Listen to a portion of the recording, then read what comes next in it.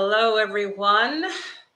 Welcome to my YouTube channel. This is Shellye Archambeau, and I hold a monthly Ask Me Anything. And my purpose for doing this is to provide really perspective to folks who have questions about career, about how to make life work, about whatever is going on. I've spent my life really not just building my career and trying to build companies and help support and develop others, but also trying to create an environment and share what works and what doesn't work, and trying to make all these things that we face and deal with something that we can work through so we can achieve our aspirations. So once a month, I get on live for Instagram as well as YouTube to answer questions that people put forward.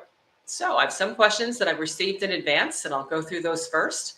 But for those of you that are online, either on YouTube and or Insta, feel free to put your questions in the chat, and I will check them periodically and respond. So thanks very much for joining me, and let me go ahead and get started. First question. What is your go-to method for staying on track with your career resolutions? So this is a good one.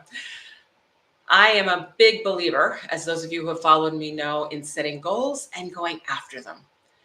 And staying on track is really about being intentional. So first, decide, what is it you want? What are you trying to achieve, to create, to build, to impact, right? Whatever the right verb might be. And once you figure out what that is, write it down. Literally, write it down. Don't just keep it in your head as something that's bouncing around.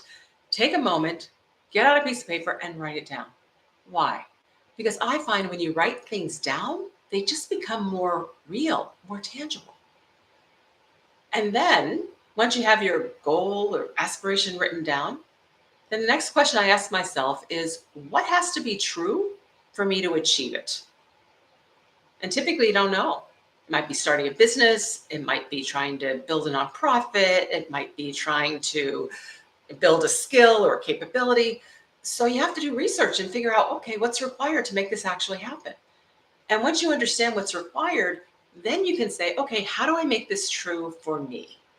So how do you stay motivated? I stay motivated by, number one, keeping that goal front and center. That is the prize. So I tell people, keep your eye on the prize with what it is that you're trying to actually do. And if that means writing it down and putting a Post-it note on your laptop screen, or sticking it on the wall, or in the planner that you carry every day, or making it your screensaver, whatever it is that keeps it front and center, keep your eye on the prize. Because that's what motivates me when I'm going through tough times, hitting challenges, roadblocks, all that stuff that happens. So by keeping it front and center and in front of you, and realizing, okay, this is why I'm doing it. This is why I'm working hard. This is why I'm making the trade-offs. It keeps me going. And when that doesn't work, the other thing I do to keep myself motivated is I tell other people what it is I'm trying to do. That actually creates almost an accountability partnership, because people are going to check in with you. Oh, how is that project going? Or how are you doing with this, etc. So that also keeps me motivated externally.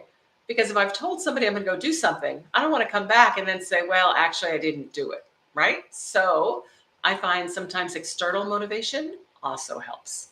So those are the ways that I keep myself motivated. Next question.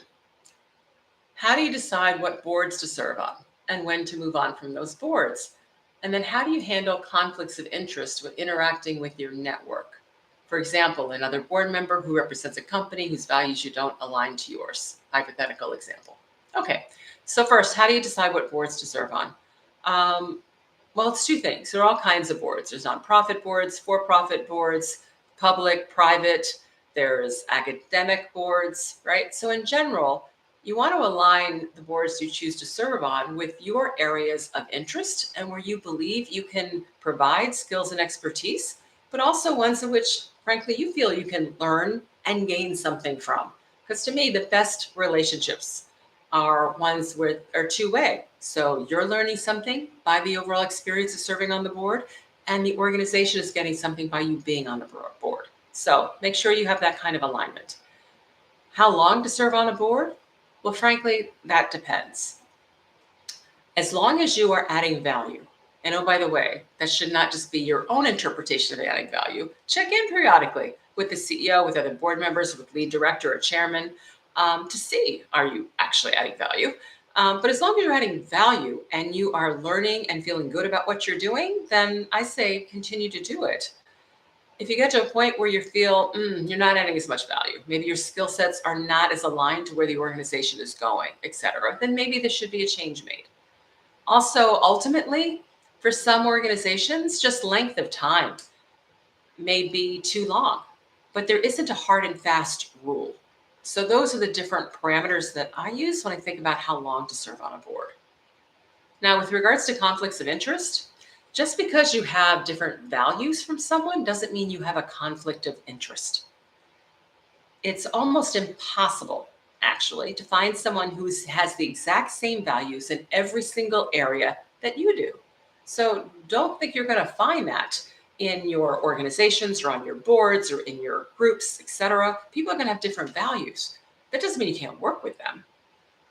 All right, so don't confuse values with conflict of interest. A conflict of interest means that a person who you might be serving on the board with, they could have a conflict of interest if they're also, say, an investor in a company who's a big supplier to that company, right? Well, that's a conflict of interest because it's hard to make a decision that is optimized for one entity when you have control and ties to another entity where a different decision might be better, right? That's conflict of interest. But values are different. Now, you probably don't want to get engaged or be involved with an organization whose values you don't agree with, right? That I can understand. But just realize you're going to be surrounded with people who have different values, and that's okay. As long as you understand as an organization what their values are and what they're trying to optimize to, then you can make good decisions for those organizations. Next. Oh, actually, I have one online. Let me take this one. When you have a project, it's important to not communicate with some people. It is very important to know who you can trust. Don't explain yourself when people aren't receptive. Okay. I think that's more of a comment coming back to goals than a question. I'm just looking to see if there was a question in terms of before. Okay. Sylvia, if you want to clarify if there's a question there, I'm happy to come back to it. Next one. The tech industry is known for its rapid changes. How do you stay ahead of trends? And what strategies do you employ to adapt to new challenges and innovations? Okay, so first of all, it's almost impossible to stay ahead of trends because from a typical standpoint, they're just dynamic. So what you try to do is at least keep up with trends.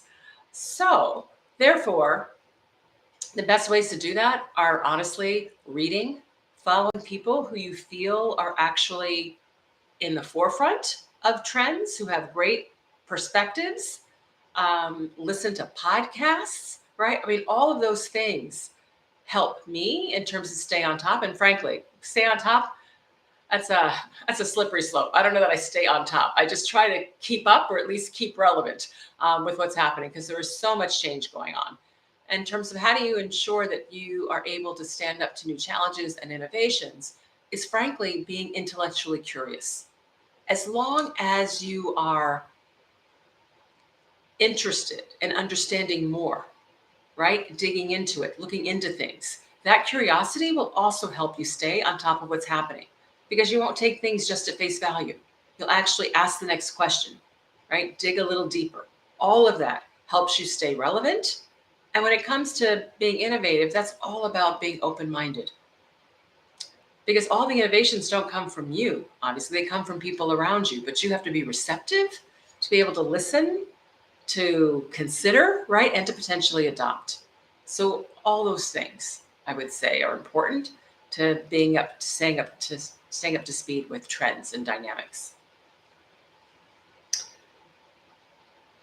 Your opinion about when you build a project, the different stages of planning and realization.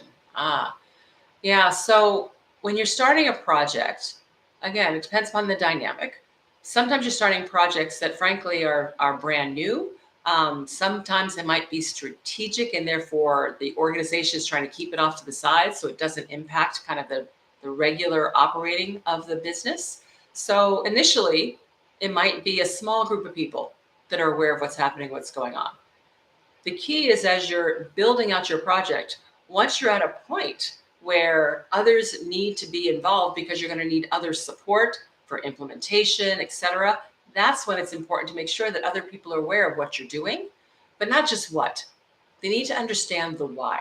If people understand why certain things are happening, why decisions were made, why a new project is being launched, they'll be more likely to be able to accept what's happening and understand how it might impact them. When they don't understand, then people tend to slow down and they're not as active and they're not as supportive. So when you have a new project or a new initiative that you're trying to launch within your organization, make sure you take the time to bring people along with you, to explain not just what you're doing, but why you're doing it, how it impacts the organization as a whole, and how it might impact everybody individually. That way, people move along with you. Much easier to get support that way. All right, next question. This one came from YouTube. How do we resolve blockers and dependencies in a European product management if program office only reports at quarterly granularity to VPs? How to manage this if the VP is US based and likes details? Okay, I don't know if this has anything to do with being Europe and US. A lot of times it has to do with just different cultures and or different geographies. So all this can happen. In terms of resolving blockers and dependencies, two things. One, if the meetings aren't frequent enough, meaning they're only once a quarter and they want to get into details, right? Then, but you need to resolve things sooner than that, then instead of going all the way up to the VP and then going across, see if you can actually go to the source of the challenge directly to get people bought into what it is that needs to be done, right? So that's one way.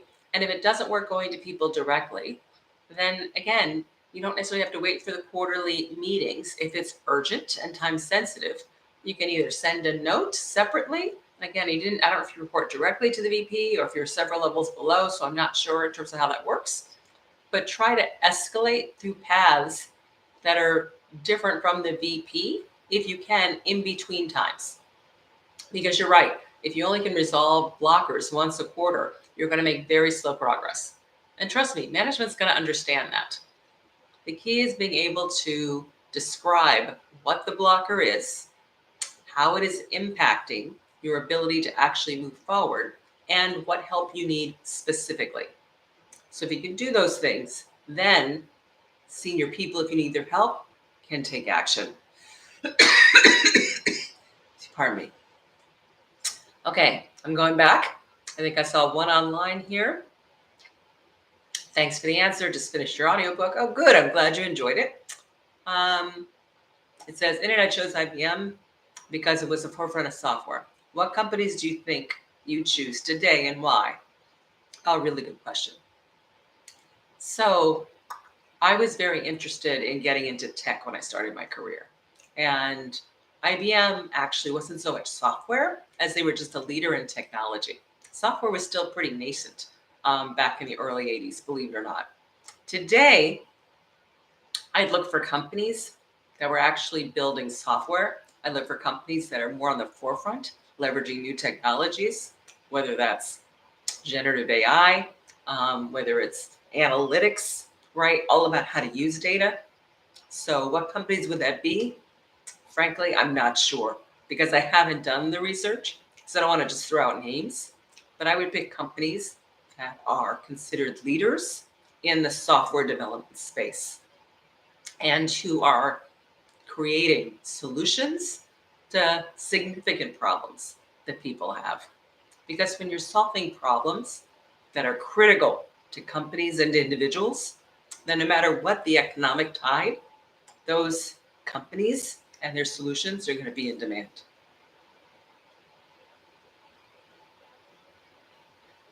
Okay, next. What tips do you have for professionals striving for a healthy work-life integration? Prioritization, prioritization, prioritization. Ruthless prioritization. So what that means is you can't do everything. You just can't. So you have to prioritize personal, professional, and then together, ruthlessly prioritize and figure out what do you really need to get done across your life. Pardon me. What that's going to mean is some things at the bottom of the list aren't going to get done. You're not going to be able to do them. So either find somebody else to do it or figure out how to live with it not being done. Now, that I find is really only possible if you also decide what you're willing to be judged on. Because what I find is many of us prioritize things that we do, not because we feel they're important, but because we're afraid we're going to be judged against it. And if we're going to be judged on it, then I'm going to spend time doing it. So decide what you want to be judged on and let go of the rest. And I talk about this in the book too. And I talk about my daughter's hair, right? When she was young, thick curly hair. And I'd grown up with thick curly hair and I knew how to brush, comb, and braid, plait, put pretty bows, etc. But my late husband didn't, right? So he had to learn because I couldn't be the only one doing hair. Back to prioritization and balance. So while he was learning, her hair didn't look very good, but I never redid it. She just left the house looking pretty jacked up from a hair standpoint. But you know what? She was only 3, 4 years old. She didn't care how she looked. And in a few weeks, a month, he was learning how to do her hair and she looked pretty good. But if I was focused on being judged, which I know I was, I'm sure she showed up at school and people thought, where's her mother? How could they let her out of the house looking like this? Then I would have had to do her hair all the time. So decide what you're willing to be judged on. Let go of the rest. It's really not important. It really isn't. She is a well-adjusted, amazing young woman today with a family of her own, right? None of that impacted her. So decide what you're willing to be judged on and then prioritize. Now, part of prioritizing, when I said if you can't do it, find somebody else to do it, asking for help is important. And leveraging all your resources is important. And when I say all your resources, I mean spouse, partner if you have it, kids if you have it. A 5-year-old can separate laundry. They know their colors, right? Everybody needs to help and contribute because there's too much that needs to get done. So those are my main, pieces of advice. Prioritize, prioritize, prioritize. Decide what you're willing to be judged on, and then take help in terms of from others and figure out how everybody participates to get done what has to get done. As a leader, you have empathized with your team. What about the personal life issues that can affect the goals? Actually, I think it's really important when you're working with the team to actually understand the whole person, which means, yes, you see their personal selves, but take the time to get to know their personal selves as well. Because when we show up at work, we are a whole person, personal, professional, we're a whole person. And if something's happening in someone's personal life that's either really bad or tragic, or even that's exciting and amazing, all that affects how they show up at work. And sometimes things are challenging at home and they need some grace at work. Well, it's important to understand that so you can give the grace when they need it. And trust me, if you're in a position where you can give grace when people need it, then when you need help or someone else on the team needs support, they'll be right there to help support them. So I do believe as a leader, it's important to actually take the time to understand the whole person so that we can help them be as effective as possible. And many times helping them be effective at work helps them be effective across their lives. What do you think about the Intel Corporation? Okay, so now we're coming back on specific companies. Intel has been an icon, right, of a company forever. Intel chips, they've been part and parcel of many innovations, etc. I have honestly not spent time studying them recently, so I can't opine on exactly where they are and what their strategy is. But what I would tell you is they have been in the past in the forefront of overall innovation and a key element of all the technologies that we use. Okay. Next question I'm going to take from the list. I've read your book and find it very inspiring. Thank you. Recently, my manager asked me to step into a leadership position. I've agreed, even though I'm nervous and I think I might fail. How do I deal with the anxiety? Okay, first of all, how you're feeling, many people feel. Trust me, when I got my first management job, I was so excited. It's like, yes, I got the job. Then it was like, oh my God, I got the job, right? Oh, what if I can't do this? What if I fail? All of that. What you're feeling, most people feel. So how to deal with anxiety? First thing is to realize that how you're feeling, almost everybody feels. It's, I think imposter syndrome plays a role in this, right? So if everybody feels it, it means it's actually not you. So take comfort in that this feeling is just a normal feeling that happens when you face something new. And if that doesn't help you relax, then remember they would only offer you the job if they believed you could do it. So they're rooting for you. They want you to be successful. So if you can't believe in yourself that you're going to be successful, believe them when they offer you the job because they believe you're going to be successful. And if that doesn't work, reach out to the people in your lives who are your cheerleaders. And I mean real cheerleaders, right? I think it's important to have cheerleaders in our lives. People who will tell us, yay, yay, Sylvia, you got this, right? You've done this before. Roxanne, no problem. Remember all the things that you've done? Of course you could be successful, right? You want people in your lives who build you up, right? Instead of tearing you down. And that will help give you confidence. And then if that doesn't work, give yourself the benefit of the doubt. Because if you think about it, really think about it, you always figure it out eventually, right? You always figure it out. It takes time. So be confident now in the fact that you're going to figure it out and help use that to reduce your anxiety. The other thing you can do is prepare. Do your homework, talk to people who've had the job before, learn from them so you're not starting completely fresh, but you can start with a little knowledge, right? Little capability. All those things are things that I did to work through that overall anxiety. So take a deep breath, calm down, and realize you're going to be just fine. Next one. I was not very strategic about my career and thought if I worked hard and then some, I would get that promotion.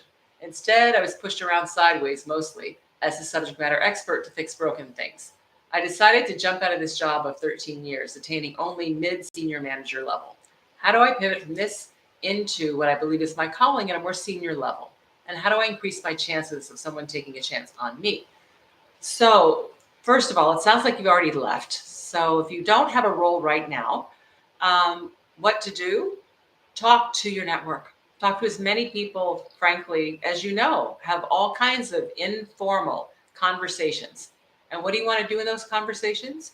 You want to share, here's what you've done, and tell them specifically what you're looking for, and ask them for advice.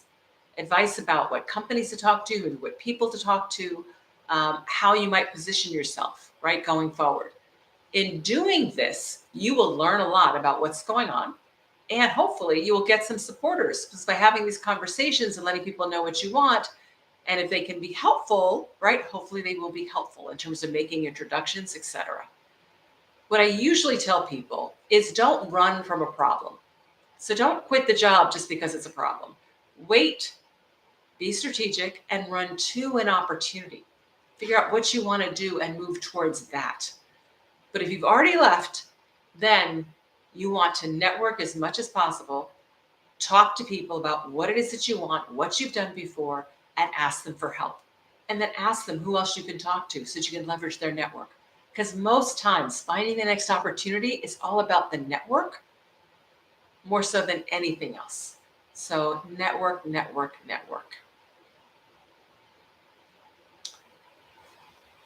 Let me slide up. I think I saw something come through. How do you address bad behavior from colleagues that are disrespectful when attempting to complete assignments of work? Disrespectful. All right, so first of all, I don't think anyone should have to put up with somebody disrespecting them. But the key is for you to keep your professionalism. So if someone's disrespecting you and you didn't tell me how, so let me just give an example. Let's say you're working on a project that's related to a project someone else is working on, and they consistently not like keep you in the loop or give you updates, when that's obviously a key part of what you need and part of overall success. I would call that disrespecting you.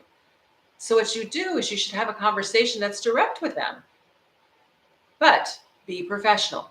So the conversation might be something like, George, I've noticed the last 3 times you made updates, you neglected to include me, right, in those updates.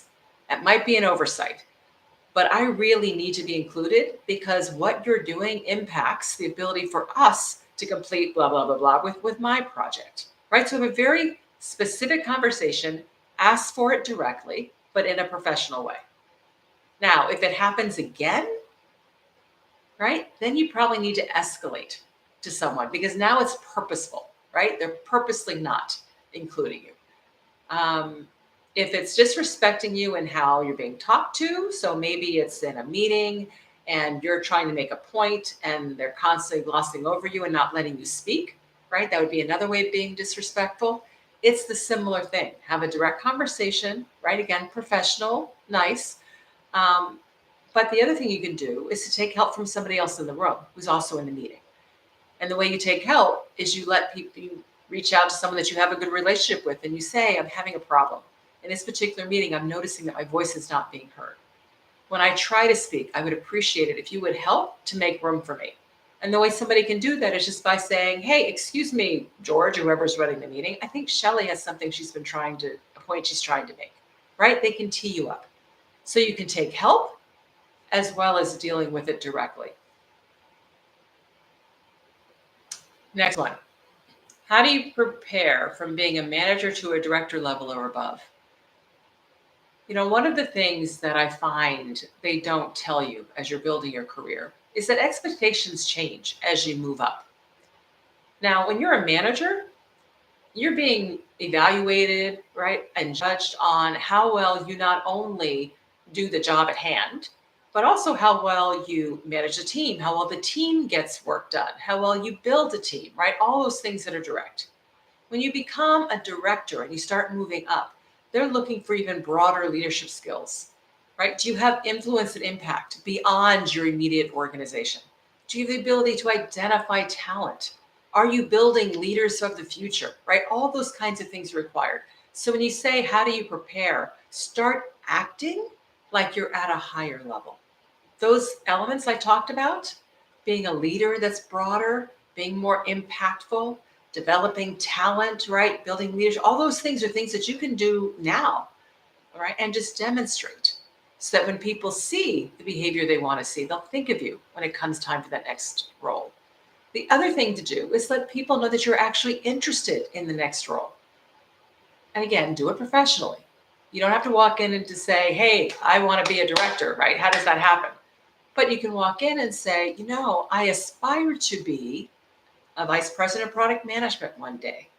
Do you have advice for me on skill sets I ought to be strengthening or experiences that I ought to be gaining, right? Now what you've done is you've told people what you're interested in, but you've also now asking them for help and perspective, which means you're pulling them in to supporting you. So hopefully that helps. Next.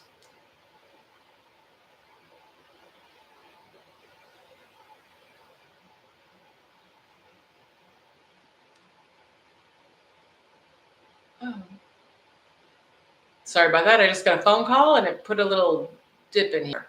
What books would you recommend that are within the same genre as yours, i.e. business, leadership, biographies, etc.? So there are a few out there, actually. I would put, of course, now I'm trying to think of them. I can't think of any of them when I'm live. I tell you what I'll do. I will actually put a post out around business books that I recommend that are a similar genre. Because now I'm trying to think of names. There's one called Women Mean Business, which is not so much a biography, but it's a whole series of women who have actually provide their advice and ideas and their quotes about how to be successful. So that just recently came out.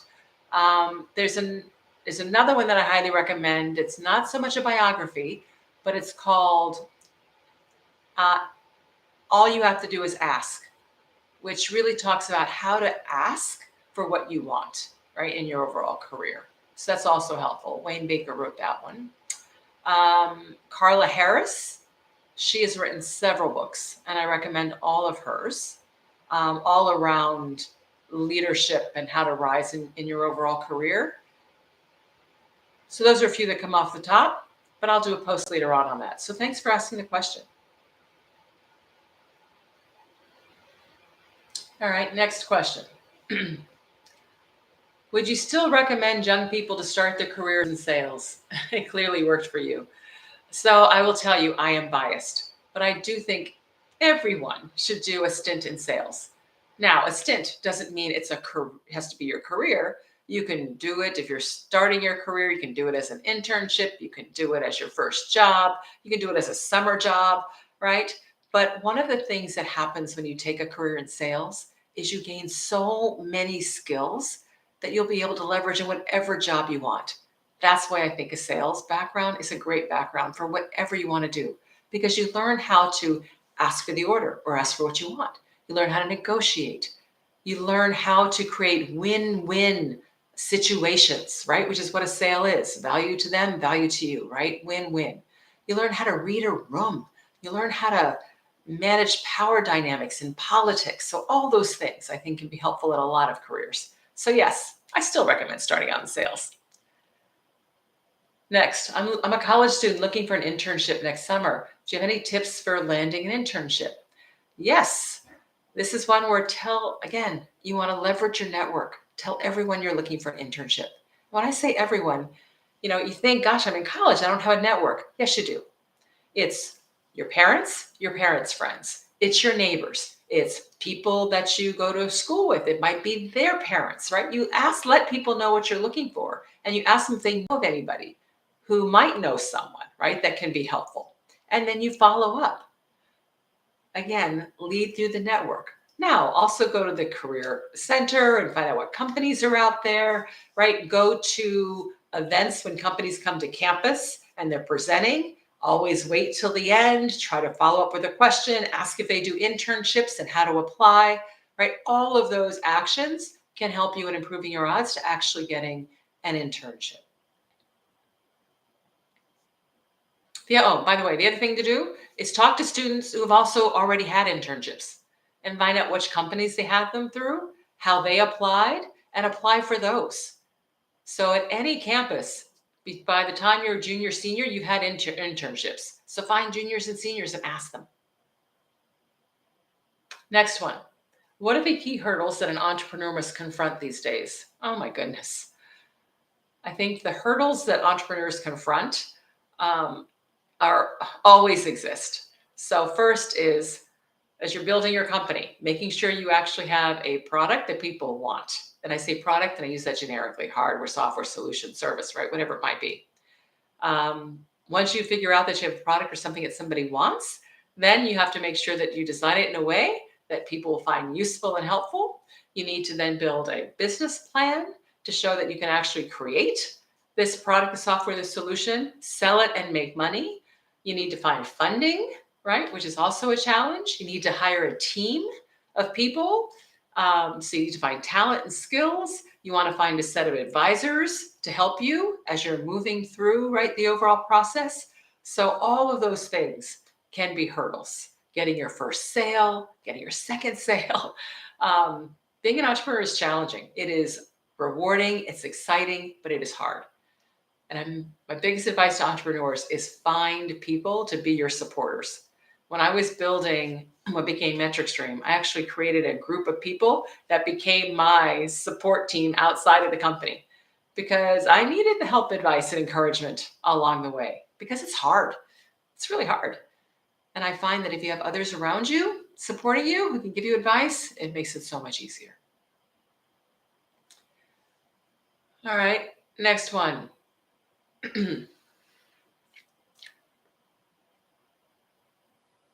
What are the common pitfalls new entrepreneurs should avoid when starting a business? Oh, pitfalls. One, losing focus. If you're an entrepreneur building something, you want to stay narrow and focused because it's hard. And if you get too broad, you end up not being able to solve any particular problem, right? So you want to stay narrow and focused. That's one. Two, manage cash. More businesses fail because they run out of money, not because they have a bad idea. So manage cash. And third is hiring people that can actually help you do what you need to do, whether it's part-time, full-time, whatever it needs to be. Those are a couple of key things. The other pitfall I see people fall into is they don't stay true to their overall vision. And they let others, whether they're investors, advisors, whatever, customers, pull them in a different direction, and then they get a little lost. So stay focused, stay true to what you're trying to do. And then the last point is stay close to your customers. Make sure you know what their needs and requirements are. Because if you understand that, then you will be able to stay true to being able to solve their problems. Okay? Next, how do you see people opening international markets and projects and integration of different cultures? Opening or expanding your business into a different industry, into a different country is challenging. It's not as simple as just opening up another office next door. So you want to make sure that you've actually spent time and invested the energy to understand what's different. Rules and regulations are different. Cultures are different. How people buy, how they behave, even how they run meetings, all of that is different. And if you just jump into it without actually doing your homework, odds are high that you're going to fail. So doing your research is really important. And then finding people that will either work for you or advise you who've actually been there, done that, is also important to overall success. So those are my two biggest pieces of advice. How to respond to you're not ready yet after being told you're the highest performer on the team. This is a good one. So when they tell you you're not ready yet, don't let them leave it at that. When they say you're not ready yet, you say, okay, that frankly, it surprises me because you've told me I'm the top performer. So what specifically do you need to see from me? And then don't let them hand wave. So ask for specifics. So if they see we need to see more leadership, okay, what does that mean? Can you give me an example of what you'd like to see? Get specific. Just keep asking the whys, the whats, the whatever. Have your notebook, write down everything that you're hearing, and then start trying to do those things. But here's the key, checkpoint. 2-3 months later, go into your boss and say, okay, we had the conversation. You said you needed to see X, Y, and Z. Here's what I've been doing. Does that meet your expectations? Is this what you were talking about? That way, in 6 months or a year, the next cycle, when it comes time for that promotion, you've now addressed all the concerns. So you should indeed get it. What I find happens sometimes is people don't ask for the specifics. And all of a sudden it feels like you can never attain it because you haven't seen, people tell you they don't see the leadership, or they want to see you being more strategic, or they use these words without specific definitions underneath them. Don't let that happen. Always ask for the why. And if that doesn't explain it, ask for an example, right? Have them share with you. Give me an example of when I should have done, right? What I haven't done, so that you can actually learn, take the advice, grow, and then be ready for that overall promotion. Okay. Last question I think I have here. I'm planning to start an assisted living home business next year. Not sure where to start. Can you guide me on the first steps? My main issues are funding and getting started. Okay. Well, first step isn't funding. First step is actually figuring out your value proposition. So what's the value proposition? The value proposition is, in essence, the promise that you are making to the market you're trying to serve. So if you're trying to establish a assisted living home business, then you need to do the research. Okay, what are the issues that requires you to solve? What is missing in the market? Because right now there are other assisted living home businesses out there. So what are you going to offer that is different? So you have to do the research, do the market research. Who's the audience that you're targeting? What are the needs that they have that aren't being filled that you can fill? And then once you have that value proposition, then figure out, okay, here's how I'm going to deliver on that value proposition. So here are the services I'm going to offer. And here is how they'll be offered: location, space, etc. Build out now your model of what it is that you're going to offer, what the costs are going to be, etc. It's really that business plan is that next step. And then once you have a business plan, then you can go and get advice from people on your plan. You want to get advice first before you ask for funding, because there might be areas to tweak or to improve, etc. And once you've asked people for advice and they've given you advice and you've taken it, it's actually easier to come back to them and now ask for money. So value proposition, that's unique, right? Why are people going to come use your service versus somebody else's? The business plan, the price point you're going to offer it for, what it's going to cost you, what you're going to need, startup, etc. Go get advice on that plan. And then once you've gotten advice and you have a solid plan, now take that and go forward to people who fund in this space, which means you have to do research. Typically, investors invest in specific areas. So you wouldn't go to a company that invests in software to look for funding for an assisted living place, right? You want to go to people that actually invest in those areas, which means, again, doing research, asking people, looking at who's invested in other assisted living areas, right, etc. Go to conferences, start to meet people who are in this space so they can introduce you to the right people. All right. I think those were sets of questions that I got. I think I've handled everything that's come through the Instapiece. Let me look up. I have one more follow on here on YouTube, which says, back to the person who was trying to manage their project when they had European product management and US VPs.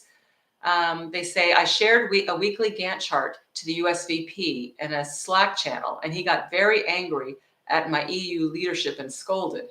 I'm at levels below and realize that quarterly meetings are being done due to uncertainty. Okay. All I can tell you is to go to your manager and ask for advice on the best way to communicate and work through hurdles. Because it sounds like within your organization, there are some very strict pecking order structures. You know, every company has a different political environment, a different way in which they get business done and do things. So go ask for some advice. And if your manager's not helpful, then reach out to people in your organization who you see being successful and ask them for some advice and some coaching. Oh, here's another question. What would you advise a new leader to focus on to keep the momentum to keep growing in their field, maintaining their skills and being fresh and getting better at management skills? You know, the best things to do as a leader are, number one, watch and learn from other leaders that you admire.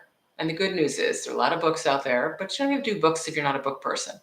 A lot of leaders either have podcasts or on other people's podcasts. Go online, right? Do searches to see where they're speaking and what they're doing. You can learn from them. You can also read articles. There's lots of good stuff, whether it's in Forbes or Fortune, the business magazines, etc. And then the other way, frankly, is also to get advice from others around you. You know, just ask them, hey, is there anything that I could do that would improve my effectiveness, right? Ask people for advice, which is perfectly fine in terms of feedback. Just ask it specifically. Don't say, how can I become a better leader? That's too broad. People would have to see you in a much bigger light. But instead, you can ask very specific things, right? So it might be, you know, as a leader, how can I be more clear on the objectives and things that I share with the team, right? You can ask your team members that. So ask for specific advice to help constantly work on it. But the way I always try to build my leadership skills is to watch and learn from others, try to take feedback wherever possible, and frankly, read and listen, right, to other leaders. All right. Well, listen, everyone. Thank you very much for your time and your focus. Oh, I have one more. Okay, this is going to be the last one, and then I'm going to have to sign off. It says, I'm a tech product manager with a didactic engineering team that wants me to present in all ceremonies. How do I convince them that I need to present in other meetings that influence our direction? Okay, in all ceremonies, how do I convince them? All right, so I think what you're asking is if you need to present to certain groups, how do you convince people that you should be presenting in other meetings? So this is all about value. So if you're trying to get people to invite you or allow you to speak to other groups, then you need to be really clear on what the other group or other organization will gain from you speaking, right? So if you're going to do that, you need to say, I would really like to speak to XYZ group. If I do, XYZ group will benefit from A, B, and C, and this will help them be more effective, be more productive, or get projects done, whatever it might be. But you always have to put terms in the value of the other group. Because if they see value in your speaking, then they'll invite you to speak. All right, everyone. Thanks so much for your time. I want to wish everyone, we're sitting here in early December, to have a wonderful holiday and celebrate whatever it is that you celebrate. And I also wish for everyone that you continue to grow and develop in your overall career. Continue to follow me. I put a lot out there on Instagram and LinkedIn, and I do these monthly AMAs. So I will see you in January. Thanks, everybody. Have a great new year. Bye.